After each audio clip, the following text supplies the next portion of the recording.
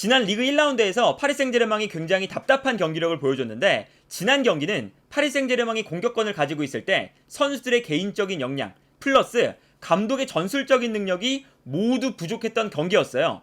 지난 경기의 전술을 보면 로리앙이 수비적으로 나오면서 5-4-1 굉장히 수비적인 전형을 만들었고요. 중앙 지역에서 아주 단단한 수비 블럭을 만들고 있었죠. 당연히 리그왕에서는 파리 생제르맹이 어떤 팀을 만나도 공격을 하고 상대팀들은 수비를 하기 때문에 상대팀의 단단한 수비를 무너뜨리는 연습을 프리시즌 내내 했었거든요. 그리고 프리시즌 때 보여줬던 플레이가 지난 경기도 나왔었죠. 이강인 선수는 안쪽으로 들어오면서 하키미가 올라오고요. 중앙 미드필더인 비티냐가 안쪽으로 들어옵니다. 그러면 자연스럽게 비티냐와 이강인이 수비라인 사이로 들어오고요. 하키미가 올라가면서 하키미와 아센시오가 좌우 측면을 넓게 쓰게 되죠. 그리고 자연스럽게 중앙 미드필더 라인에는 우가르테와 에메리 두 명의 선수가 남고 최후방에 3백이 형성이 되는 전형이 만들어져요. 그런데 이러한 전형은 파리 생제르맹만 쓰는 게 아니라 과르디올라 감독의 영향을 굉장히 많이 받은 전형이거든요. 그래서 지난 시즌에 과르디올라 감독의 전술을 보면 맨시티는 중앙 수비수 중에 한 명이 전방으로 올라가면서 수비형 미드필더가 두 명이 되고요. 이때 그 앞선에 있는 중앙 미드필더 두 명이 높게 올라가주면서 공격형 미드필더의 역할을 합니다. 그러면서 자연스럽게 3백이 만들어지는 방금 전에 파리 생제르맹이 만들었던 3-2-4-1 전형이 만들어지고요. 아스날 같은 경우도 마찬가지죠. 아스날도 왼쪽에 있는 진첸코가 지난 시즌에 중앙으로 들어오면서 자연스럽게 두 명의 수비형 미드필더가 만들어지고 3백이 만들어질 때 앞쪽에 있는 두 명의 선수가 올라가주면서 좀 전에 맨시티와 파리 생제르맹이 만들었던 전형과 똑같은 3-2-4-1 전형이 만들어져요. 그리고 최근에는 리버풀도 오른쪽에 있는 아놀드가 중앙으로 들어오면서 아스날과 방향은 반대지만 3-2-4-1 전형을 공격할 때 만들고 있는 모습을 볼 수가 있거든요. 그렇다면 왜 이렇게 맨시티, 아스날, 파리 생제르맹, 리버풀 등등등 최근의 강팀들이 이렇게 3-2-4-1 전형에 집착을 하느냐? 이 3-2-4-1 전형은 기본적으로 공격 라인에 좌우 측면을 넓게 사용하면서 중앙 지역에서는 3명의 선수가 위치를 하고 있죠. 그러다 보니까 경기장을 넓고 그리고 안쪽에도 선수가 많은 전형이 만들어지고 있어요. 그리고 결정적으로 뒤에 있는 선수들을 살펴보면 2명의 중앙 미드필더 플러스 3백도 사실은 좌우 중앙 수비수들이 올라가서 플레이할 때가 많거든요. 사실상 미드필더처럼 플레이를 해요. 그렇게 되면 어제 경기를 기준으로 기본적으로 파리 생제르맹은 좌우 측면에 하키미와 아센시오 두 명의 선수가 위치를 하고요. 왼쪽에는 리카르란데스와 우가르테, 오른쪽에는 에메리와 다닐루가 위치를 합니다. 그리고 이러한 전형을 만들었을 때 비티냐, 곤살로 하무스, 이강인 요 세 명의 선수가 상대 수비라인 사이에 위치하잖아요. 그 순간 상대의 수비라인 바깥에 있는 선수들이 상대방 수비라인을 삥 둘러싸면서 안쪽에 있는 선수들한테 패스를 보내줄 수 있는 루트가 경기장 전체에 생기게 되는 거죠. 그래서 궁극적으로 이러한 전형은 상대의 수비라인 사이에 있는 팀의 공격 자원들에게 패스를 보내줄 수 있는 루트가 늘어난다는 강점이 있는 거거든요. 그래서 예를 들면 측면에 있는 하키미가 높게 올라오고 그 순간 다닐루까지 약간 올라와주면 순간적으로 상대 수비가 끌려나가고 이때 수비라인 사이에 공간이 발생하면 이때 이강인이 그 사이 공간으로 움직이고 그 순간 뒤에 있었던 에메리가 이강인에게 패스를 보내주는 이러한 형태가 만들어진다거나 아니면 상대팀이 수비라인을 한쪽 측면에 밀집시키면서 순간적으로 이강인이 패스를 받을 수 있는 공간을 사라지게 만든다면 그 순간 기본적으로 상대 수비를 삥 둘러싸고 있는 전형이다 보니까 곧바로 반대편 측면 지역으로 패스를 보내주면서 순식간에 반대편 공간을 활용하고 이때도 상대 수비가 끌려 나오면 그 순간 이 안쪽을 공략하는 이러한 전형이 만들어질 수가 있는 거거든요. 그렇기 때문에 상대팀이 3-2-4-1 전형을 만들었을 때 상대의 공격을 대응하기가 굉장히 어려워지는 거예요. 기본적으로 수비라인 사이에 있는 선수들이 보통 공격하는 팀의 에이스가 많거든요. 예를 들어 맨시티를 따진다면 요 사이 공간에 있는 선수들이 데브라이너나 베르나르도 실바 공격을 풀어줄 수 있는 선수들이고 맨유 같은 경우에도 브루노 페르난데스나 에릭센 이런 선수들이 위치하잖아요. 그리고 파리 생제르맹도 사실은 이강인과 오늘은 나오지 않았지만 네이마르가 요 공간에 위치하게 될 텐데 이렇게 상대 수비 라인 사이에 팀의 공격을 이끌어갈 수 있는 선수들을 배치해 놓고 이 선수들한테 패스를 보내주기 위해서 주변에 굉장히 다양한 패스 루트를 만들어 놓는 거거든요. 이렇게 되면 자연스럽게 안쪽에 있는 공격의 에이스 선수들한테 패스를 보내줄 수 있는 루트가 많이 생기는 거잖아요. 그래서 가르디올라 감독이 3백을 만들 때 3백을 형성하는 수비수 모두에게 고도로 발달한 전진 패스 능력을 요구하는 이유가 바로 이러한 부분에 있는 건데, 어제 파리 생제르맹의 가장 큰 문제점은 뭐였냐면 상대가 수비 라인을 밀집시키고 있을 때 당연히 파리 생제르맹의 공격 라인이 올라오면서 상대 수비를 삥 둘러싸고 있습니다. 그런데 둘러싸는 건 좋은데 상대 수비 라인 안쪽에 들어가 있는 선수들한테 상대 수비 라인 뒤쪽에 있는 선수들이 패스를 제대로 공급을 못 해준다는 게 가장 큰 문제였어요. 그리고 이러한 문제점은 지난 경기에서 파리 생제르맹이 미드필더 라인에 전진 패스가 가장 뛰어난 베라티가 없었기 때문에 전진 패스가 아쉬운 측면도 분명히 있었지만, 베라티 한 명이 빠진다고 해서 이 정도로 전진 패스를 못 넣어주면 당연히 문제가 되는 거거든요. 그래서 베라티가 없다는 문제점도 지난 경기에 존재하긴 했지만, 엘리케 감독의 전술적인 문제도 있었던 게 수비 라인 주변에 여러 선수가 위치하지만 이 안쪽으로 패스를 전개할 수 있는 전술적인 패턴이 매우 부족했어요. 예를 들면 어제 동일한 시간에 있었던 바이에른 뮌헨의 경기를 보면요, 물론 바이에른 뮌헨이 지긴 했지만 상대가 수비 라인을 촘촘하게 구성하고 있을 때 수비 라인 사이에 있는 선수들한테 패스를 보내주는 패턴이 굉장히 뛰어나거든요. 이 장면에서는 김민재의 롱 패스를 활용해서 상대 수비 라인에 공간을 만듭니다. 김민재가 볼을 잡고 있을 때 안쪽으로 그냥 패스를 넘겨주면 당연히 좁은 공간에서 볼을 받기가 굉장히 어렵거든요. 그러다 보니까 김민재가 반대편 공간을 바라보면서 반대편에 넓게 퍼져있는 공격수를 발견을 하죠. 그리고 상대가 수비를 촘촘하게 만들고 있다 보니까 자연스럽게 측면에 공간이 발생합니다. 그래서 바이에른 뮌헨은 김민재의 롱패스를 활용해서 반대편 공간으로 한 번의 패스를 찔러주거든요.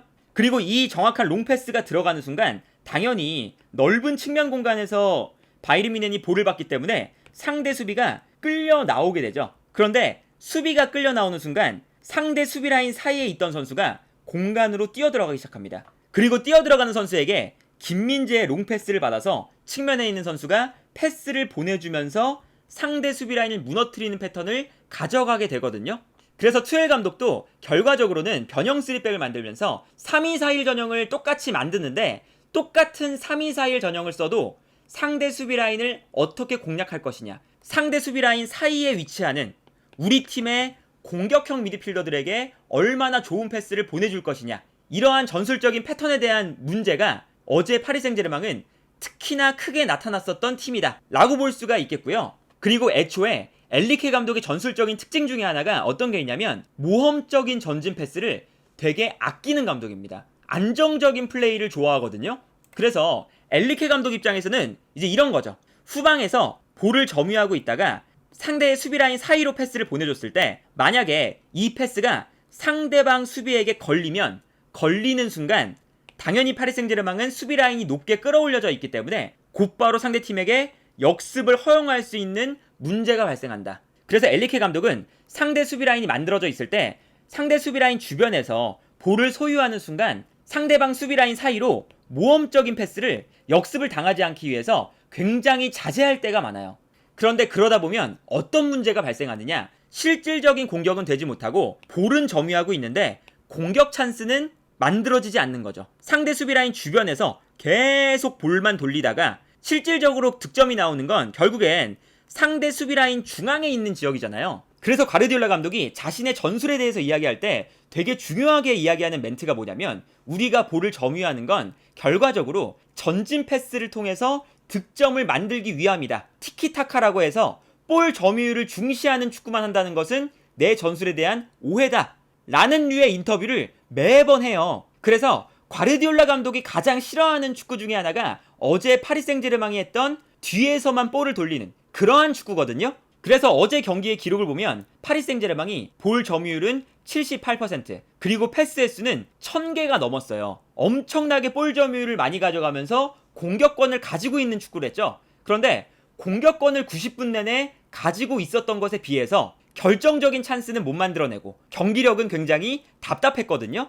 패스를 1001개나 했지만 결정적인 찬스를 만든 횟수는 단 한 번이었습니다.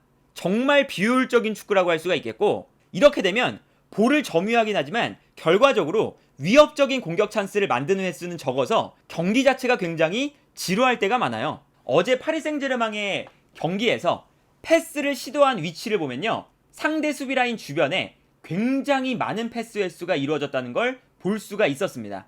그런데 정작 상대 수비 라인 안에서 이루어진 패스의 횟수는 그렇게 많질 않아요.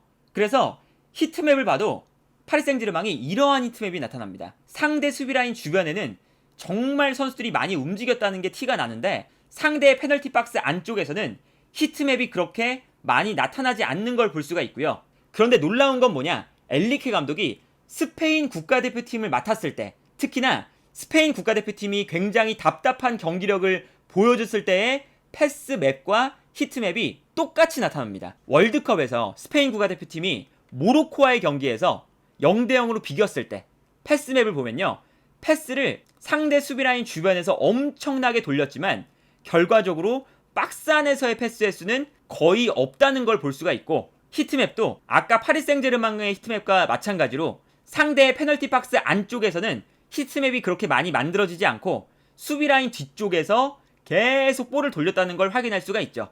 일본과의 경기에서도 마찬가지였어요. 이 경기에서도 패스가 1000개 넘게 이루어졌거든요. 그런데 이 경기에서도 페널티 박스 주변에서 패스를 엄청나게 돌렸다는 걸 알 수 있고, 정작 페널티 박스 안에서는 패스가 거의 이루어지지 않았다는 걸 볼 수가 있습니다. 그런데 이러한 히트맵과 패스맵을 맨시티의 기록과 비교해 본다면 어떤 차이가 있느냐? 단적으로 비교하자면 이런 차이가 있습니다. 지난 시즌의 경기 기록인데 패스 횟수를 보면 파리 생제르맹이나 스페인에 비해서 패스 횟수가 약 400개에서 500개 정도가 적거든요. 그런데 맨체스터 시티는 상대의 페널티 박스 주변에서만 패스를 돌리는 게 아니라 상대의 페널티 박스 안에서 직접적으로 패스를 주고받는 횟수가 상당히 많다는 걸 알 수가 있죠. 그러다 보니까 히트맵도 상대방 주변에서 패스를 돌리는 게 아니라 페널티 박스 안에서도 상당히 많은 히트맵이 이루어졌다는 걸 볼 수가 있어요. 그러니까 결정적으로 과르디올라 감독과 엔리케 감독의 차이는 이건 거죠. 상대방 수비를 둘러싸고 있을 때 패스를 전방으로 과감하게 찔러줄 수 있는 전술적인 패턴을 가지고 있느냐, 아니면 그런 전술적인 패턴이 없어서 상대방 수비라인 주변에서만 계속 볼을 돌리면서 흔히 말하는 U자 빌드업을 하고 있느냐. 이게 결정적으로 엔리케와 과르디올라 감독의 차이거든요. 그래서 어제 파리 생제르맹 경기를 보면 계속 이런 장면이 나왔죠. 로리앙의 수비가 중앙에 밀집해 있는데 파리 생제르맹 선수들이 주변에 로리앙의 수비를 삥 둘러싸고 있습니다. 그리고 상대의 페널티 박스 주변에 이강인, 비티냐, 곤살로 아무스 3명의 선수가 들어가 있죠. 그런데 파리 생제르맹은 이 안쪽에 들어가 있는 공격 자원들에게 주변에 있는 선수들이 패스를 찔러주질 못해요. 그러다 보니까 결과적으로는 로리앙의 수비를 무너뜨리려면 요 라인 사이에서 무언가 볼을 잡고 패스가 이루어지거나 슈팅이 이루어지거나 그런 상황이 나와야 되는데 요 안쪽으로 패스가 공급이 안 되는 거죠. 그러다 보니까 이강인 선수도 어제 수비 라인 사이에서 볼을 터치하는 횟수가 그렇게 많지는 않았거든요. 이렇게 되면 로리앙 입장에서는 당연히 수비 라인을 이렇게 만들고 있을 때 수비 라인 밖에서 파리 생제르맹이 패스를 돌리는 건 전혀 위협적이지가 않죠. 그런데 어제 파리 생제르맹이 결정적인 찬스가 단 한 번 있었거든요. 그런데 이 단 한 번이 어떻게 만들어졌냐면 전진 패스에서 만들어졌어요. 이 장면을 보시면요, 로리앙의 수비가 중앙에서 밀집하고 있는 건 똑같고요. 이때 파리 생제르맹의 선수들이 주변에서 둘러싸고 있죠. 근데 여기서 다른 점은 어떤 거였냐면 전방으로 뛰어들어가고 있는 솔레르에게 후방에서 볼을 잡고 있는 선수가 한 번에 찔러주는 패스를 가져가요.